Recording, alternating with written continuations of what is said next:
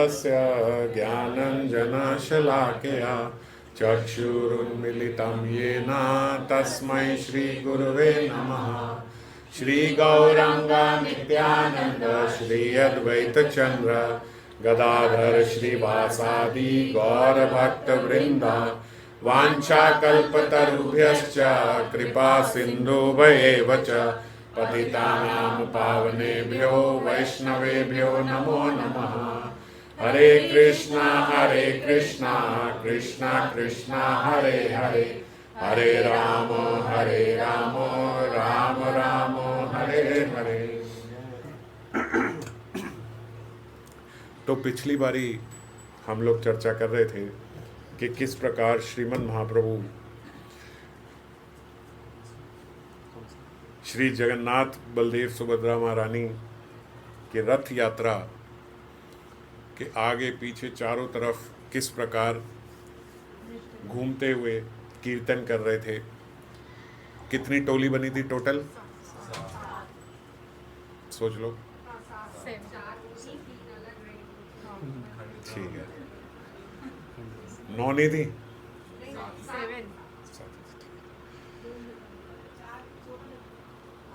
14 मृदंग वाले थे। और गाने वाले कितने थे? बहुत सारे।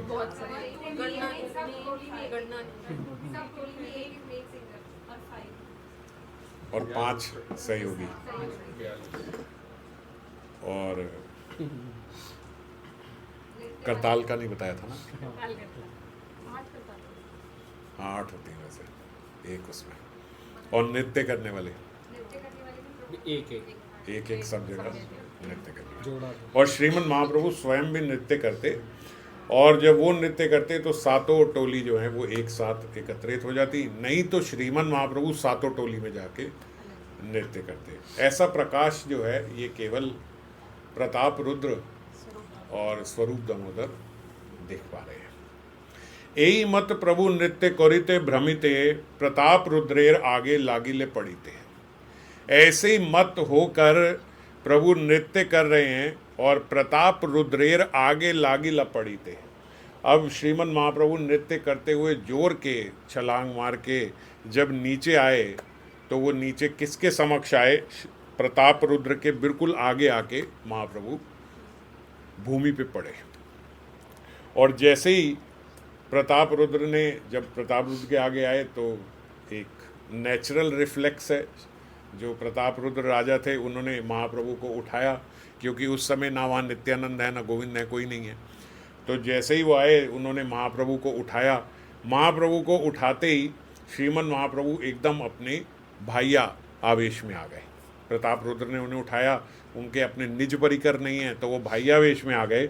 राजा देखी महाप्रभु करेन धिक्कार, छी छी विषय स्पर्श हईला आमार। जैसे ही उन्होंने बोला तो ऐसे बोला है, ये तो मेरे को एक विषय का स्पर्श हो गया, धिक्कार है मेरे पे। जो इस प्रकार से वो बोलने लगे तो राजा को बड़ा संकोच हुआ कि मेरे से कोई अपराध हुआ, मैंने एकदम ऐसे उठा लिया। यद्यपि राजार देखी यद्यपि राजा देखिए हदिर सेवन प्रसन्न हई छे तार मिली बारे मन। यद्यपि श्रीमद् महाप्रभु बता रहे हैं कि राजा का व्यवहार देख के वो प्रसन्न है। श्रीमद् महाप्रभु प्रसन्न हई छे तार मिली बारे मन, उनका जो मन है श्रीमद् महाप्रभु का वो असल में राजा प्रताप रुद्र से मिलने का है। ऐसा नहीं है कि भगवान श्रीमद् महाप्रभु को गलती लगी और एकदम से प्रताप रुद्र के आगे आ गए। तथापि आपन गने करीते सावधान भाइया किछु रोषाभाष कईला भगवान। लेकिन तथापि आपन गण करीते सावधान, अपने लोगों को सावधान करने के लिए, जो अपने निज जन है उनको सावधान करने के लिए भाइये किछु रोषाभाष, बाहर से ऐसा रोष दिखा रहे हैं। रोष आभास, रोष भी नहीं है, बाहर से ऐसा दिखा रहे हैं कि वो रोष में है भगवान, कैला भगवान। बाहर से ऐसा रोषाभास कर रहे हैं अपने निज जन को सावधान करने के लिए, कि ऐसे नहीं है कि अब वो कहें कि चलो महाप्रभु को भी तो राजा प्रताप रुद्र से मिलते हैं, सब करते हैं, तो अब ये छूट हो गई कि हम सन्यासी भी विषयी लोगों से मिल सकते हैं, ऐसा ना लगे। प्रभुर वचने राजार मने हईला भय। अब प्रभु के वचन सुन के तो राजा को भय हो गया कि भाई मेरे से ये कोई अपराध हो गया। ये सार्वभौम भट्टाचार्य जो हैं वो समझ गए, वो वहीं के हमको जानते हैं। सार्वभौम कहे तुम ही ना करो संशय, राजा को बोल रहे हैं आप कोई संशय मत रखना, आप उदास मत होना, आप कोई भय मत करना। तोमार ऊपरे प्रभु सुप्रसन्न मन, तोमा लक्ष्य करिया शिक्षाए देन निज जन। सिर्फ तुम्हें लक्ष्य करके वो अपने निज जन को शिक्षा दे रहे हैं, तुम चिंता मत करो।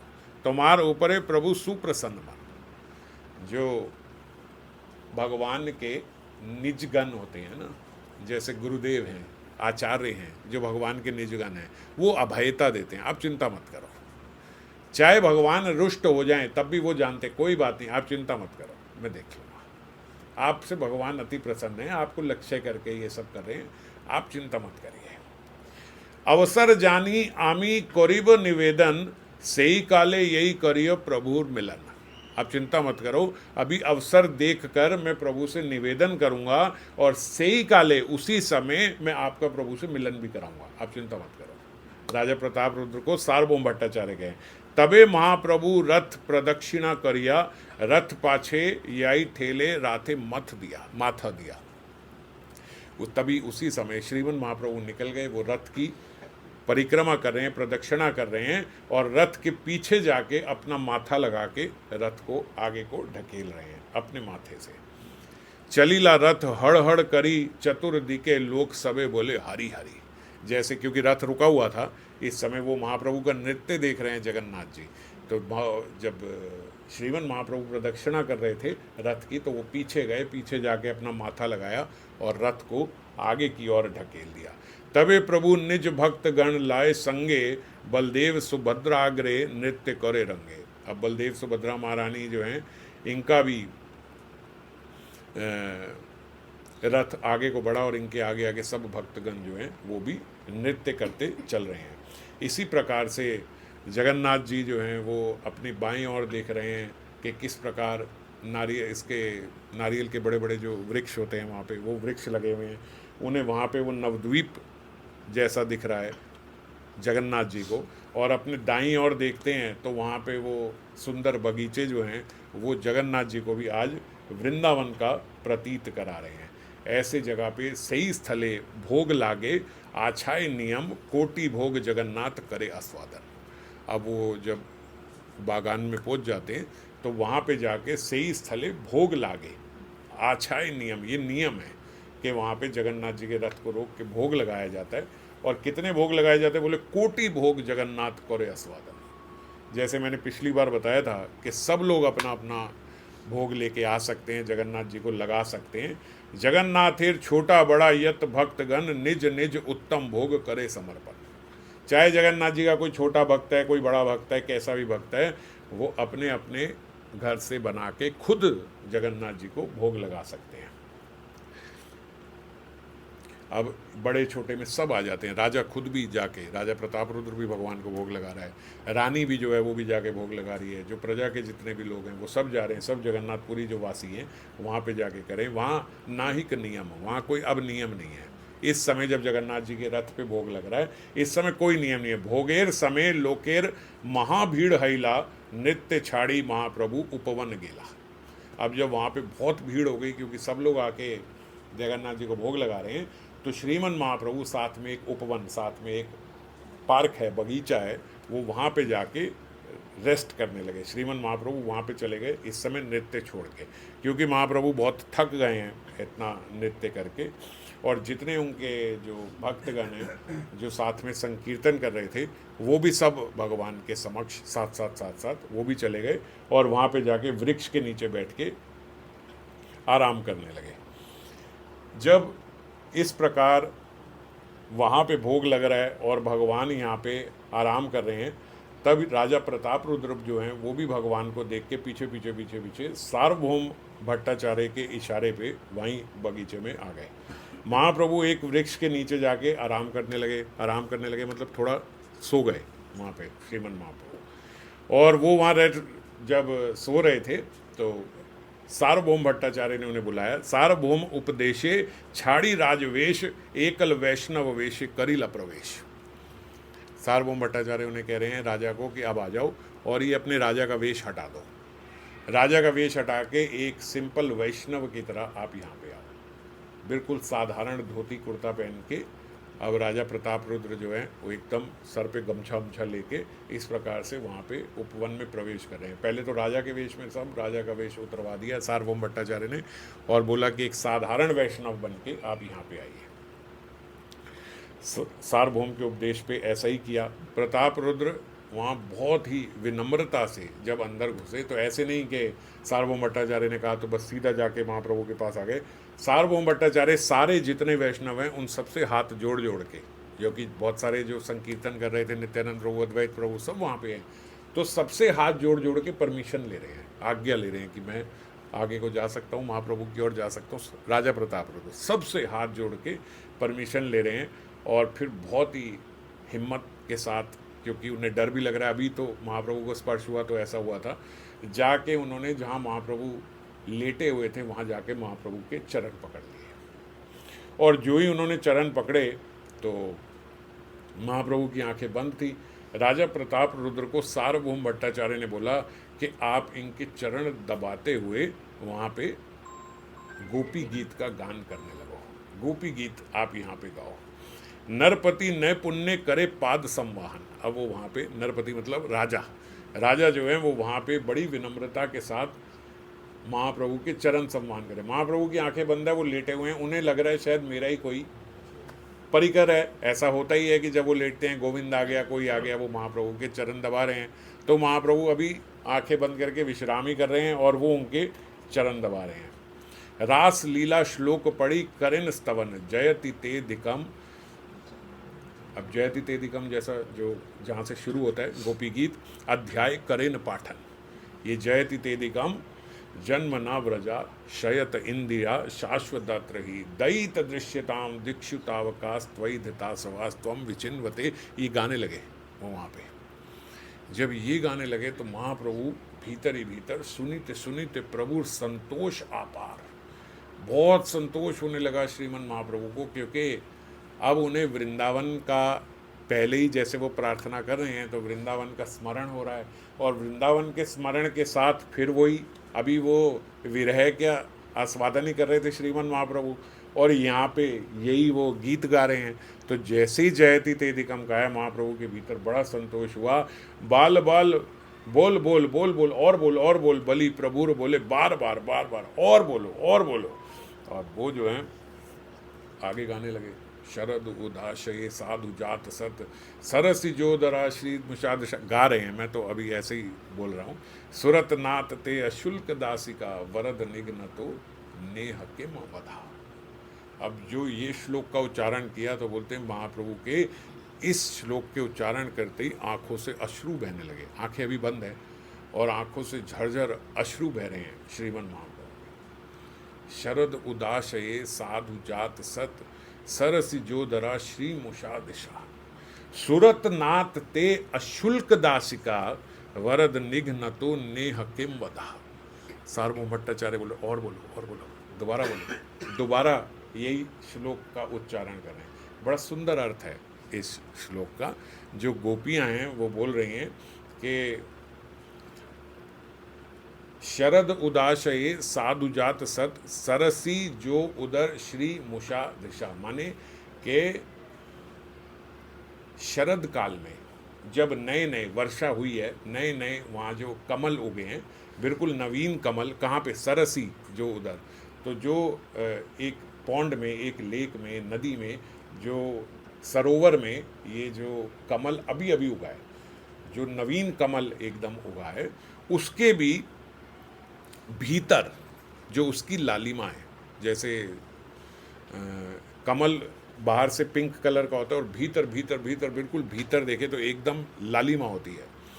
सुरत नाथ ते अशुल्क दासिका वरद निघ्न तो नेह किम वधा। आपने श्री मुषा दिशा का मतलब कि आपके जो नेत्र हैं उन्होंने वो लालिमा चुरा ली है। कौन सी लालिमा चुरा ली है? वो जो नवीन कमल उदय हुए थे शरद काल में, अभी नवीन कमल उदय हुए थे लाल रंग के, उनके भी जो भीतर की, उनके पत्ते के सबसे भीतर की जो लालिमा है उसको भी हरा देने वाले आपके जो नयन है, और श्रीमुषा दृशा मतलब उन्होंने वो चुरा लिया है। एक अर्थ इसका ये है कि आपके नयन जो हैं वो उस कमल से भी सुंदर है, उस कमल की लालिमा को फीका कर रहे हैं आपके नेत्र, और चोरी कर रहे हैं। कहने का तात्पर्य ये है कि आपने नयनों से, अपने नयनों से ही उसकी वो लालिमा चुरा ली है कमल की। इसमें बाबा बताते हैं श्री राधे कि आपके नयन कैसे हैं, आपकी प्रवृत्ति कैसी है, ये गोपियां यहां से बता रही हैं। हम लोग सूखे हैं, साधारण हैं, सुनते हैं हाँ अच्छा। इसका अर्थ कई जगह आप देखोगे तो क्या लिखा हुआ है कि आपके जो नयन है ना वो कमल की लालिमा को भी चुरा लेने वाले हैं, ऐसे आपके नयन हैं। या आपके नयन को जब हम देखते हैं तो कमल की जो लालिमा है वो फीकी लगती है। ऐसा नहीं है।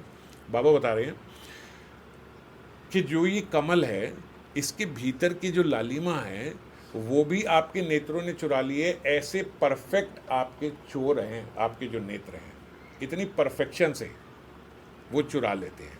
समझ गए? कितनी परफेक्शन से कि जो सबसे भीतर छुपाई हुई वस्तु है, प्राइम चीज। और बोलते ये कैसे चोर हैं? बोलते एक तो साधारण चोर होता है, उसे पता नहीं होता कि भैया वो चोरी करने गया, अब उसे थोड़ी पता है इस घर के कौन से कोने में कौन सी चीज़ छुपी है। और एक बोले एक चोर होता है, बड़ा एक्सपर्ट होता है, जानकारी लेके आता है कि भैया जहां हमने चोरी करनी है इसके भीतर कहां पे कौन सा खजाना छुपा हुआ है। बाबा बोलते वो एक्सपर्ट चोर होता है। ऐसे नहीं भाई किसी भी रैंडमली घर में घुस गए चोरी कर ली, उसको पता है कि मैं जहां जा रहा हूं इनके पास बहुत माल है और कहां छुपा रखा है। तो बोले कमल की लालिमा सबसे ज्यादा कहां होती है वो आपको पता है, आपके नेत्रों और नेत्रों ने वो चुरा लिया है।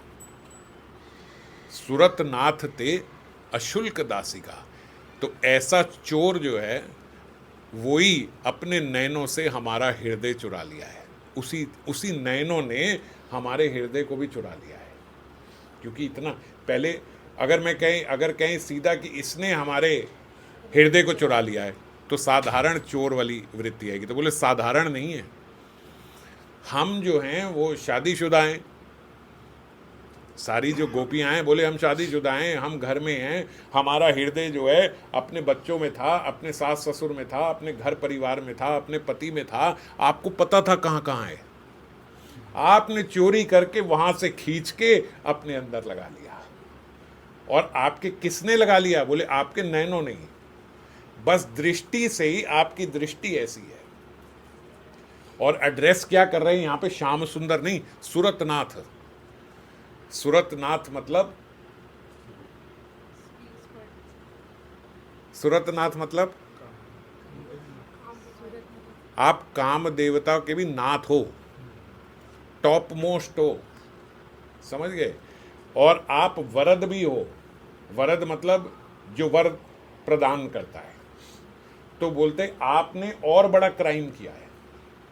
सुरतनाथ, पहले तो आप सुरतनाथ हो, आपने ही हमारे भीतर काम डाला, हमारे हृदय में, और फिर हमारे भीतर काम डाल के हमारे हृदय को चुरा लिया और हमें अपनी अशुल्क दासिका बना लिया।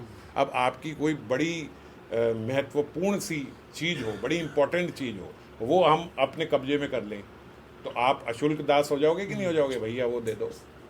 आप बोले पहले तब दूंगा जब पहले ये करो, पहले ये करो, पहले ये करो। तो क्या बोलेंगे? बोले आपने तो बेमोल का दासी बना लिया हमें, क्योंकि आपने हमारी सबसे जो बहुमूल्य वस्तु थी वो बहुमूल्य वस्तु आपने अपने पास कर ली, तो अब हम आपकी अशुल्क दासिका हो गई। तो बोले आप सुरतनाथ हो, आपने हमारे हृदय को चुरा लिया, हमारे हृदय में काम का प्रवेश कर दिया, फिर उसको भी चुरा लिया और फिर हमें अपनी अशुल्क दासिका बना दिया, बेमोल की अपनी दासी बना लिया। और आपने तो और बड़ा भी क्राइम किया, आप वरद भी हो।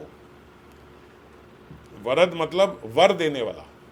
अब जो देने वाला हो वही यदि ले ले तो किस पे विश्वास करें? आप तो वर देने वाले हो, आप तो जो हम मांगे वो हमें प्रदान करने वाले हो, ऐसा आपका स्वभाव है, वरद हो। तो आपने किया, जब हम हमारे को आपने देखा तो ऐसा दिखाया कि मैं आपका हूँ, क्योंकि रास में पहले तो गोपियों को पुकार लिया है ना, और सबको बोला कि चलो रास नृत्य करेंगे, करने भी लगे, तो बोले आपने अपने आप को दे दिया, और जैसे ही हमने माना कि आप हमारे हो गए तो आप गायब हो गए। तो वर दे के आप अपने आप को हमसे अलग कर लिया, तो और बड़ा क्राइम करा आपने। वरद निग्न तो नेह किम, ऐसे आपके निग्न, ऐसे आपके जो नयन हैं, ऐसे नयनों से आपने जो ये इस प्रकार का कार्य किया, जो हमें मार दिया, क्या ये मर्डर नहीं है? नेह किम वधा, क्या ये वध नहीं है?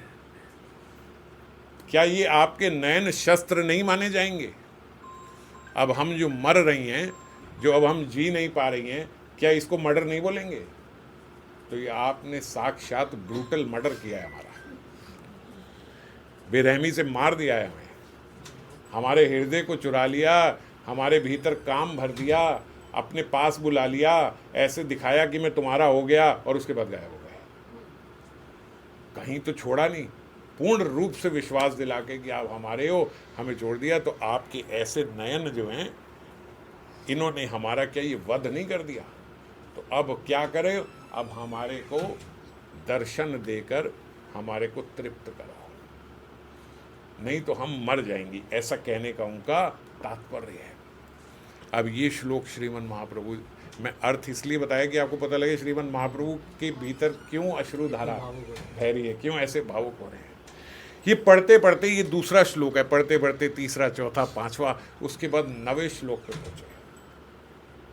तव कथामृतम तप्त जीवनम कवि भड़ीदितम कलमशापहम श्रवण मंगलम श्रीमदाततम भुवि गृणन्ति ते भूरिदा जना। जब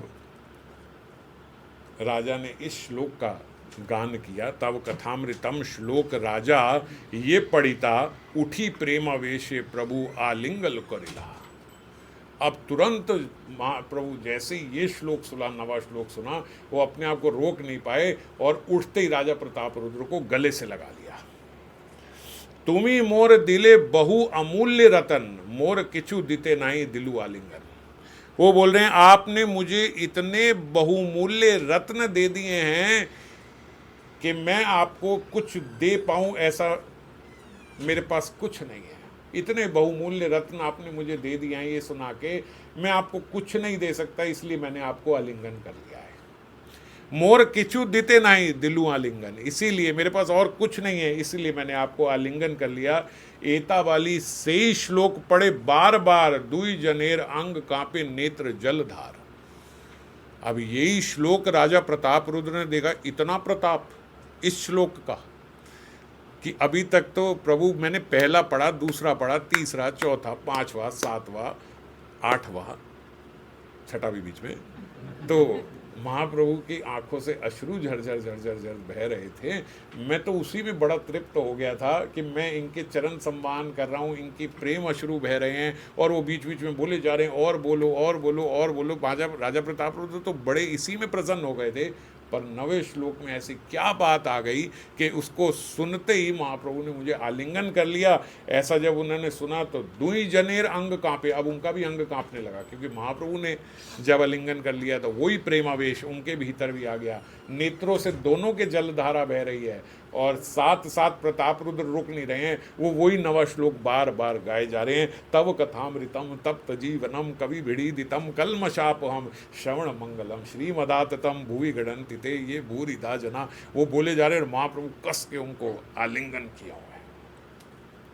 इस श्लोक में श्रीमन राजा प्रताप रुद्र जो हैं वो गोपियों का जो गान कर रहे हैं, गोपियाँ इसमें भगवान की कथा का गान कर रही है। तव कथामृतम, आपकी कथा रूपी जो अमृत है, तप्त जीवनम, ये तुम्हारा कथामृत जो है ये ताप दग्ध जन को जीवन प्रदान करने वाला है। ताप दग्ध मतलब हम जो आपके विरह में जल रही हैं, आपके विरह में, अगर बाबा इसमें लिखते कि जैसे मानो कृष्ण उनसे पूछें कि इतना विरह, इतना तीव्र विरह आप कहती हो मेरे अंदर हो गया है, तो जिंदा कैसे हो? अब तक तो मर जाना चाहिए था। अगर इतना आप सच बोल रही हो, इतना तीव्र है आपके भीतर अगर विरह है, तो आपको मर जाना चाहिए था, तो जीवित कैसे हो? तो बोले गोपियां मानो उसका उत्तर दे रही हैं, तव कथामृतम तप्त जीवनम, आपकी कथा रूपी अमृत ने हमें ये जीवन दिया हुआ है। हम जो ताप्त दग्ध हैं, हम गोपियां, हमें वो जीवन देने वाली आपकी कथा है। क्योंकि जब भगवान अंतर ध्यान हो गए थे वहां से, तो गोपियां एक दूसरे को कृष्ण की लीलाएं सुना रही हैं, अभिनय कर रही हैं। जैसे हम किसी को मिस करते हैं तो ऐसे बोलते हैं, याद है वो उस टाइम कैसे कर रहा था, याद है गोवर्धन में कैसे उन्होंने ये उठा लिया था। ऐसे करते करते वही आवेश में जैसे उठा भी रही हैं, एक्टिंग भी कर रही हैं, बोल भी रही हैं। तो जो आपकी लीलाओं का गान कर रहे हैं, तप्त कथामृतम तप्त जीवनम कवि भीड़िदितम कलमशापहम, ये ब्रह्मा शिव सनक आदि आत्माराम जनों द्वारा भी संस्कृत है, गाया गया है, इनके द्वारा भी बोला गया है। कवि भीड़िदितम, आपकी जो कथा है, ये बड़े बड़े ज्ञानी, बड़े बड़े भक्त, बड़े बड़े जन जो हैं, ब्रह्मा हो, शिव हो, नारद हो, सनक आदि हो, ये सारे भी कैसे जी रहे हैं? बोले आपकी कथा करके ही जी रहे हैं। ये भी आपकी कथा से ही इनको भी आनंद मिलता है। क्यों? क्योंकि ये कलमशाप, आपकी कथा जो है वो पाप ताप आदि की नाशक है। जितने भी कलमश हैं उन सबका नाश कर देने वाली है आपकी कथा। श्रवण मंगलम, और क्या है? और बोले श्रवण करने से ही मंगलप्रद है, श्रवण करने से ही जीव का मंगल हो जाता है। अभी बहुत गुहितम से समझ आ रही है नहीं आ रही है पता नहीं, मगर आपकी कथा जैसे ही सुनते हैं, सुनने से ही जीव का मंगल होने लगता है। श्रवण मंगलम श्रीमद आततम, सर्वोत्कृष्ट सर्वव्यापक है, हर जगह ये आपकी कथा जो है ये फैली हुई है, सर्व उपस्थित है और श्रीमद देने वाली है। श्रीमद मतलब आपके रंग में रंग जाएं, ऐसा मद देने वाली है। भुवि गृह्णन्ति ते ये भूरिदा जना, और जो लोग इस कथामृत का गान कर रहे हैं, जो ऐसी कथा सुना रहे हैं, आपकी कथा जो सुना रहे हैं, उन जैसा परम दाता कोई है ही नहीं इस जगत में। वो भूरिदा जना है। भूरिदा जना मतलब उनके जैसा परम दयालु कोई नहीं है, जो आपकी कथा का गान कर रहे हैं, जो आपकी कथा बोल बोल के लोगों को सुना रहे हैं। ऐसे भूरिदा जना जो है, उनसा परम दयालु कोई नहीं है। श्रीमन महाप्रभु ने जब ये श्लोक सुना तो फिर आलिंगन करके क्या बोलते, भूरिदा भूरिदा बाली करे आलिंगन, इहो नाही जाने इहो है कौन जाना। क्या बोल रहे हैं वो उनको कि राजा प्रताप रुद्र को अब वो भूरिदा भूरिदा कह के पुकार रहे हैं। समझ गए? ये जो उन्होंने श्लोक में बोला, भूवि गृह्णन्ति ते भूरिदा जना, आप जैसे परम दयालु कोई नहीं है। भूरिदा जना हो आप। भूरिदा जन मतलब परम दयालु जन हो, जो भगवान की कथा गा रहे हैं। तो वो श्रीमन महाप्रभु यही भूरिदा राजा प्रताप रुद्र को बोल रहे हैं, क्योंकि इस समय वो उन्हें ये सुना रहे हैं। भूरिदा भूरिदा बलि करे अलिंगन, और अलिंगन करे जा रहे हैं, और उन्हें बोल रहे हैं भूरिदा भूरि, आप ही हो भूरिदा। एहो नहीं जाने एहो है कौन जन। अभी महाप्रभु को पता नहीं है कि ये कौन है, वो जानते नहीं है कि मैं किसको आलिंगन कर रहा हूँ। पर कविराज गोस्वामी बोल रहे हैं कि महाप्रभु की कृपा जो है ना, वो महाप्रभु से भी आगे बढ़ के कार्य करती है।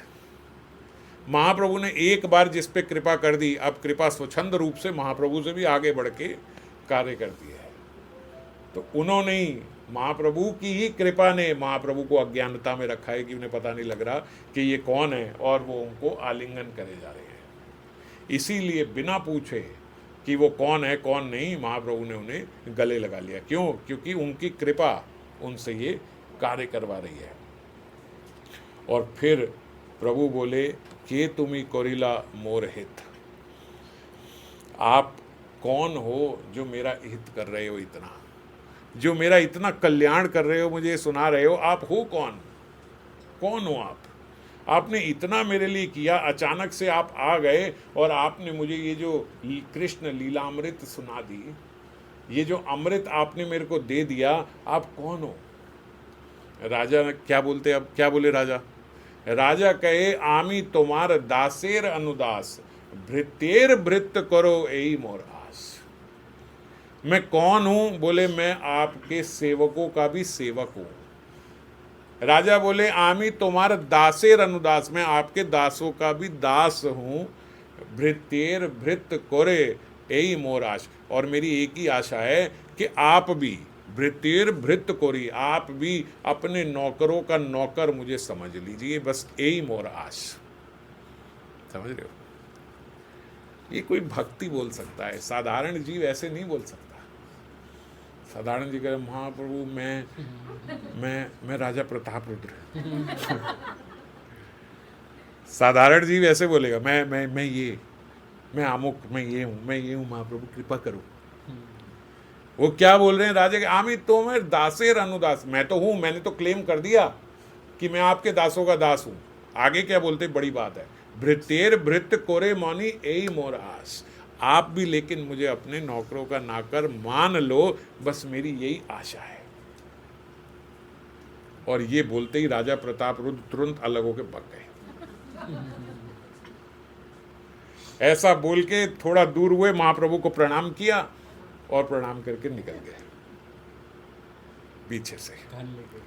अब जब बाहर गए तो बाहर देखते हैं, भाई बाहर कोलाहल मचा हुआ है, सारी दुनिया जो है वो जगन्नाथ को खींचने में लगी है और जगन्नाथ जी का रथ खींच ही ना रहा है, वो वहीं पे रुका हुआ है। सब लोगों में हाहाकार हो रही, भैया क्या करें, पसीने छूट रहे हैं, खून निकल रहा है हाथ से, लेकिन सब खींचे जा रहे हैं और रथ जो है वो आगे बढ़ ही नहीं रहा है। जो ऑफिशियल खींचने वाले होते हैं, घोड़ा जिनको बोलते हैं, गौड़ जो होते हैं वहाँ पे, वो गौड़ जो हैं वो भी खींच रहे हैं, लेकिन रथ, वो गौड़ कौन होते हैं? हट्टे कट्टे एकदम पहलवान, जगन्नाथ जी का रथ खींचने के लिए, उनको उठाने के लिए, बिठाने के लिए। तो जो वो गौड़गण हैं वो भी खींच रहे हैं, गौरगण नहीं, गौड़गण। तो ये गौड़ जो हैं ये भी खींच रहे हैं, लेकिन नहीं खींच रहे हैं। तो जब राजा ने ये देखा कि भैया ये नहीं खींच रहे हैं, इनसे नहीं हो पा रहा है, उन्होंने भी छोड़ दिया, गौड़ ने खींच के नहीं हो रहा। राजा आए, राजा अपने सारे जो, अब जब बाहर निकले तो जितने उनके मंत्रीगण हैं, सब सिपाही इत्यादि हैं, राजा के साथ पीछे पीछे लग गए।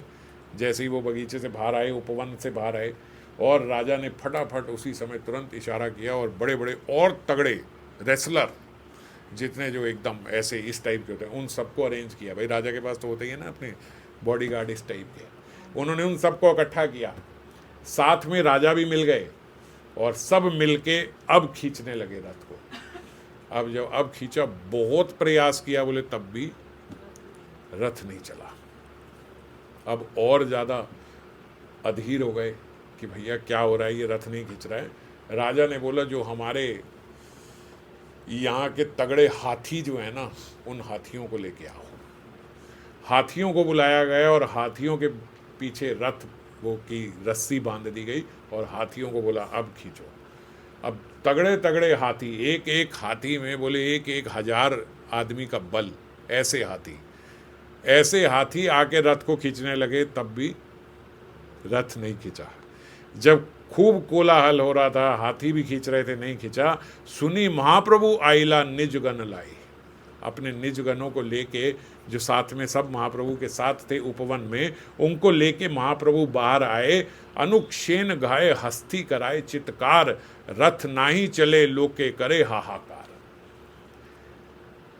हस्ती करोए चित्कार, हाथी भी जो है चीख रहा है जोर जोर से, क्योंकि दम लगा रहा है और खिंच नहीं रहा है, तो हाथी की भी चीखें निकल रही हैं और लोग हाहाकार कर रहे हैं कि भैया क्या हो गया, क्या ऐसा हो गया कि जगन्नाथ जी का रथ नहीं चल रहा। तबे महाप्रभु सब हस्ती घुचैला, तभी महाप्रभु ने कहा सारे हाथियों को खोल दो और इन्हें भेज दो।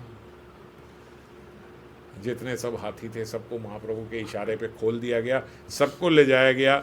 निज गणे रथ कांची तानी बारे दिला। उसके बाद महाप्रभु अपने निज गणों को लेके गए, आपने रथेर पाछे थेले माथा दिया।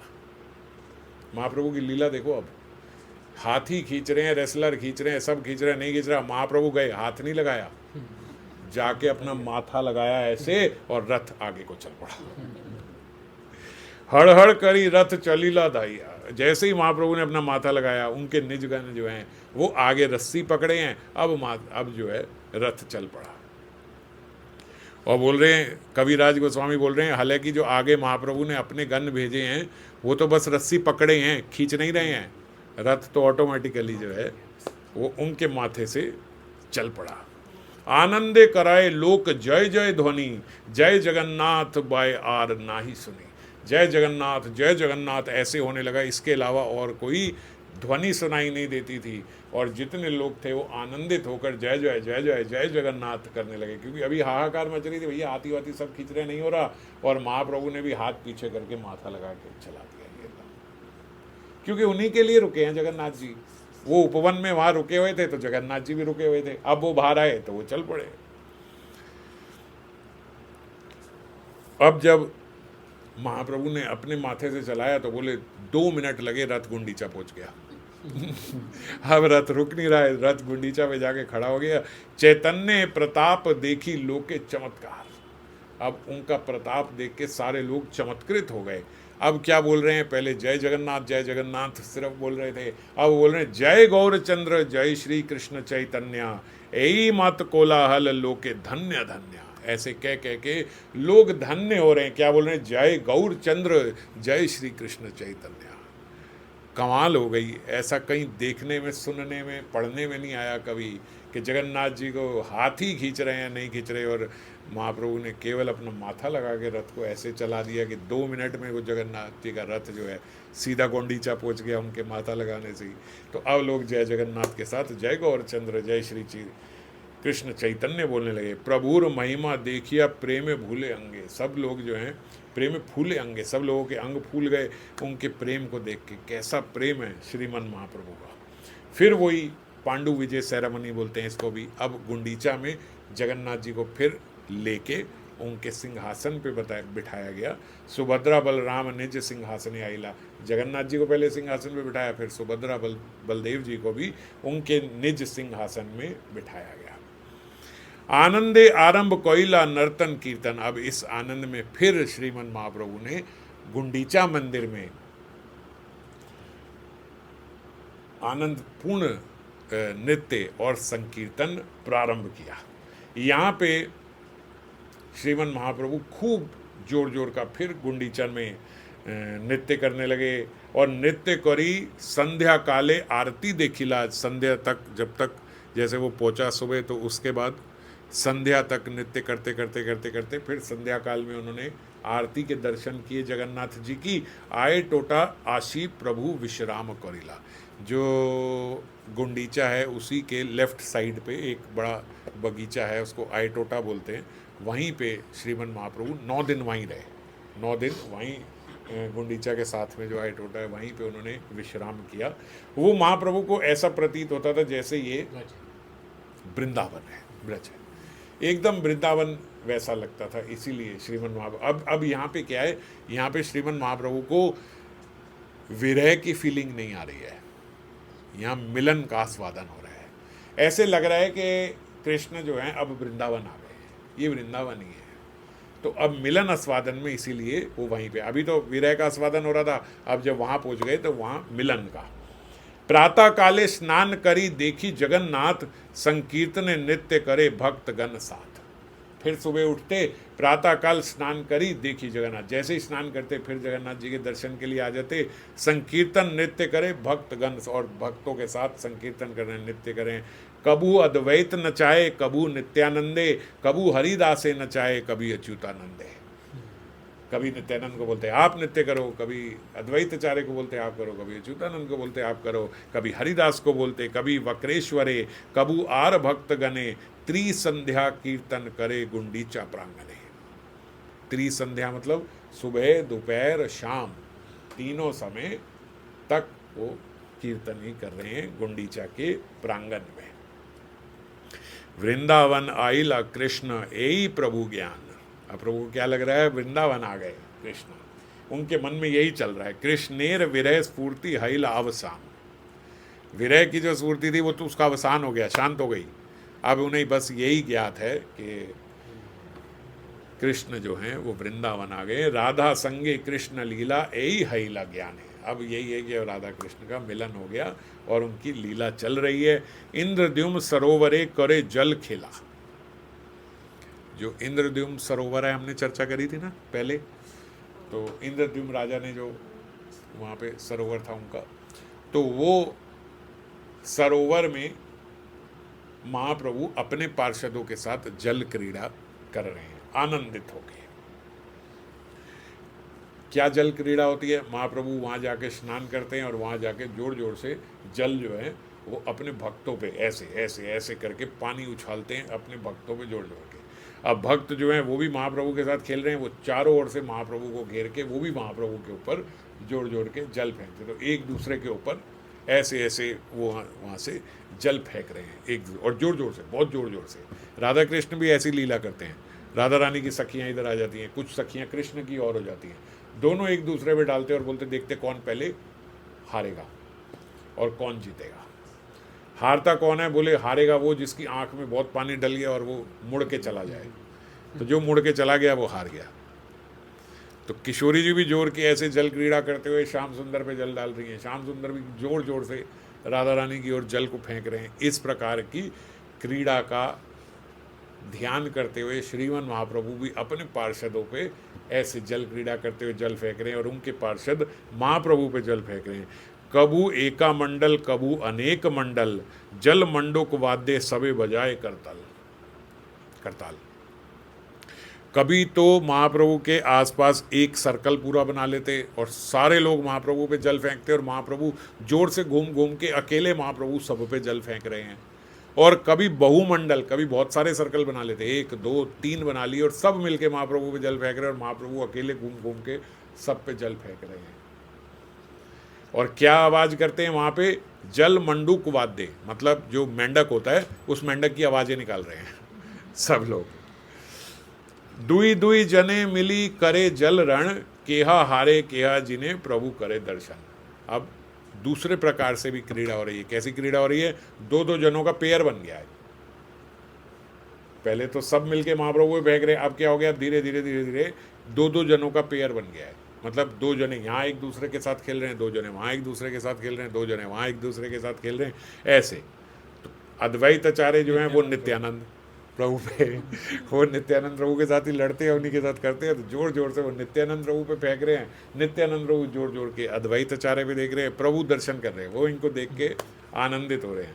स्वरूप दामोदर विद्यानिधि के साथ, ये दोनों पुराने दोस्त हैं, चर्चा करी थी ना हमने, तो ये स्वरूप दामोदर और विद्यानिधि का एक बन गया, ये दोनों एक दूसरे के साथ खेल रहे हैं। मुरारी गुप्त और वासुदेव दत्त, ये दोनों का बन गया, ये दोनों एक दूसरे पे फेंक रहे हैं। श्रीवास पंडित और गदाधर पंडित, ये दोनों नवद्वीप के वहीं पे, ये दोनों एक दूसरे पे। राघव पंडित और वक्रेश्वर पंडित, अलग अलग अलग अलग सब इनके बन गए। सार्वभौम भट्टाचार्य रामानंद राय के ऊपर, रामानंद राय, सार्वभौम भट्टाचार्य नहीं बोला था ना जाके रामानंद राय से जरूर मिल के आना, इन दोनों की पुरानी जान पहचान है। तो सार्वभौम भट्टाचार्य और रामानंद राय एक दूसरे पे फेंक रहे हैं। महाप्रभु ता दोहार चंचल देखिया, गोपीनाथ आचार्य किछु कहेन हासिया।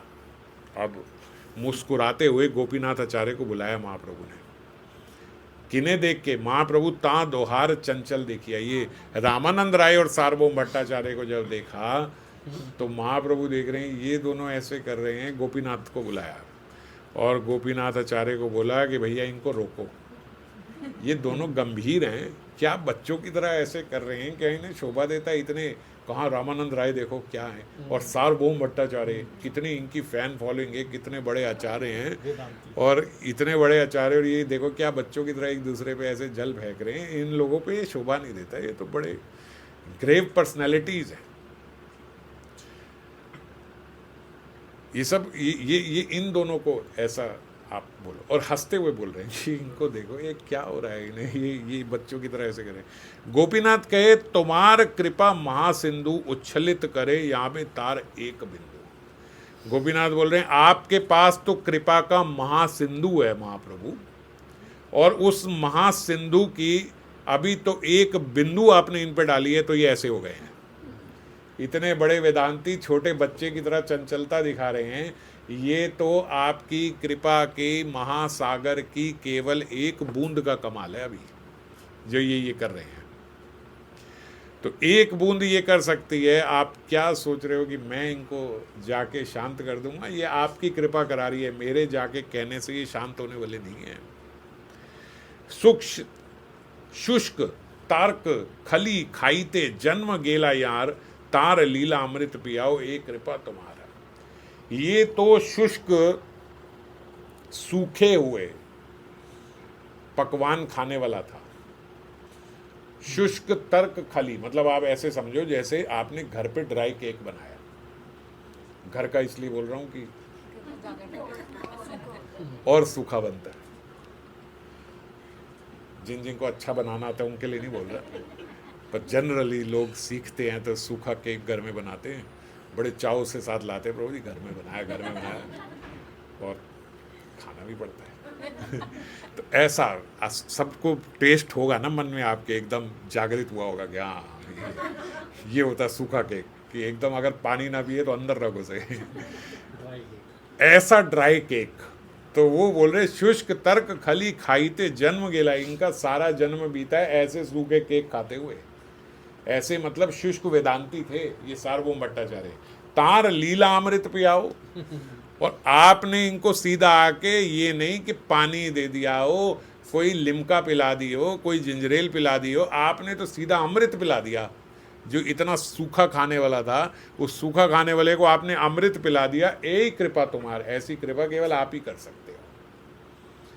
और ये कृपा जब आपने कर दी है तो ऐसा हो गया है कि इतना बड़ा वेदांती भी छोटे बच्चे की तरह यहाँ पे नृत्य कर रहा है, छोटे बच्चे की तरह ऐसे खेल खेल रहा है पानी में। ऐसा जब सब लोग ये सब ऐसे कर रहे हैं, इतने में अद्वैत आचार्य आए। और अद्वैत आचार्य, ये अद्वैत आचार्य किंका बता रहे हैं? हाँ, तो अद्वैत आचार्य जो हैं ये ब्रह्मा जी, माता जी 170 कथाएं हो चुकी हैं। हरिदास ठाकुर कौन है? तो अद्वैत आचार्य जो आए ये यहाँ पे अब क्या लीला कर रहे हैं, बोले शेषनाग की तरह लेट गए हैं। ये अद्वैत आचार्य शेषनाग की तरह ले गए हैं और उनको बोल रहे हैं विष्णु जी को, महाप्रभु को, कि आप मेरे ऊपर विश्राम कीजिए। वो सरोवर में एकदम ऐसे लेट गए हैं बिल्कुल शेषनाग बन के, और ऐसे ही यूँ अपने फन बना लिया अद्वैत आचार्य ने। और माँ लेटे हुए हैं, ऐसे लेटे हुए हैं और ऐसे अपने फन बना लिया अद्वैत आचार्य ने। और महाप्रभु जो है उनके ऊपर जाके ऐसे विश्राम कर लिया है, और अद्वैत आचार्य फ्लोट कर रहे हैं पानी में, डूब नहीं रहे हैं, वो वहीं पे है। तो कुछ समय के लिए महाप्रभु भी उस आवेश में आ गए, विष्णु आवेश में आ गए हैं। तो परब्रह्म ही भगवान ही है, तो सब इन्हीं के भीतर हैं। आपने तहार उपार करिला शयन, शेष शैया लीला प्रभु कइला प्रकटन। सारे भक्तों के लिए मानो शेष लीला, ये जो शेष शैया पे जो भगवान लेटे हैं, ऐसी लीला को प्रकट कर दिया उन्होंने, ऐसी लीला के दर्शन करा दिए सबको। अद्वैत आचार्य फ्लोट कर रहे हैं और महाप्रभु जो हैं उनके ऊपर ऐसे करें। तो ऐसे विभिन्न विभिन्न प्रकार से महाप्रभु गुंडीचा में लीला करते हैं, और प्रत्येक भक्त जो है वहाँ पे उन्हें प्रसाद के लिए वहीं पे जब वो हैं तब उन्हें आमंत्रित भी कर रहे हैं, आप प्रसाद पाइए, प्रसाद पाइए। और वाणीनाथ जी जो हैं वो जगन्नाथ जी का बहुत सारा प्रसाद, जब प्रसाद होता है तो बहुत सारा प्रसाद लेके आते हैं। महाप्रभु की इच्छा होती है कि मैं सबको अपने हाथों से खिलाऊं, सबको बिठा के महाप्रभु पवाने लगते हैं सबको, लेकिन सब पाते नहीं हैं। फिर सार्वभौम भट्टाचार्य और सब उन्हें बोलते हैं, स्वरूप दामोदर, कि प्रभु जब तक आप नहीं बैठोगे तब तक ये सब खाएंगे नहीं। तो यद्यपि आपकी इच्छा तो है इन सबको पवाने की, लेकिन ये खाएंगे नहीं, तो इसलिए पहले आप बैठो फिर ये सब पाएंगे। तो बोलते महाप्रभु बैठते, थोड़ा थोड़ा पाते, सब पाने लगते, फिर महाप्रभु उठ जाते और फिर सब भक्तों को बोले एक एक भक्त को 10-10 लोगों जितना खाना प्रसाद देते और खूब अच्छे से उन सबको पवाते, क्योंकि उनकी इच्छा है। तो वो खुद भी बैठते, पवाते, और फिर भी वाणीनाथ जी बोलते इतना प्रसाद लाए कि इतना प्रसाद ऐसा लगा कि जैसे अभी प्रसाद तो हिला ही नहीं है। एक एक व्यक्ति को 10-10 जने जितना प्रसाद पवारे, अभी लग रहा है प्रसाद तो भी हिला ही नहीं, उतने का उतना ही है। तो जितने आसपास के वहाँ जैसे जो थोड़े गरीब हैं या ऐसे हैं जो बैठे हुए हैं, जो याचक हैं वहाँ बैठे होते हैं, महाप्रभु ने उनको आज्ञा दी कि सबको बुला लाओ, भीतर जितने भी हैं सारे जितने सब हैं सबको बुला लाओ, और सबको बुला के लाए और सबको प्रसाद का, जगन्नाथ जी के प्रसाद का वितरण कराया। महाप्रभु ने भी बीच में उनमें उनको सबको डिस्ट्रीब्यूट किया क्योंकि इनकी इच्छा है। और जितने वाणीनाथ इत्यादि जो सब भगवान के साथ के हैं, सब सारे लोगों को, मतलब जब भगवान जगन्नाथ गुंडीचा में हैं तो एकदम कृपा से सबको पवाया जा रहा है, मानो पूरा उड़ीसा जो है वो वहाँ पे आ गया है। सब नीलाचल के लोग जो हैं वो उधर आ गए। अभी जो यहाँ पे आए हैं इसको सुंदराचल बोलते हैं, वो नीलाचल है, ये सुंदराचल है। यहाँ पे जब आए तो यहाँ आए तो सबको, सारे पुरी वासियों को प्रसाद, महाप्रभु की इच्छा है, क्योंकि महाप्रभु को सब लोग अपने घर बुलाते हैं प्रसाद के लिए। महाप्रभु की इच्छा है कि मैं सबको प्रसाद पवाऊँ, तो यहाँ पे सबको महाप्रभु भी प्रसाद पवा रहे हैं। इस प्रकार से विभिन्न लीलाओं को, श्रीमन महाप्रभु वृंदावन की लीलाओं का आस्वादन करते हुए यहाँ कीर्तन कर रहे हैं। और 5वें दिन फिर लक्ष्मी जी का वहाँ पे वो जो आता है उत्सव होता है, वो उत्सव होगा, तो उसकी चर्चा फिर अब अगले बार हम लोग करेंगे कि और क्या क्या आस्वादन गुंडीचा में हुआ, ये सब हम फिर दोबारा और चर्चा अगली बार करेंगे। जय श्री राम।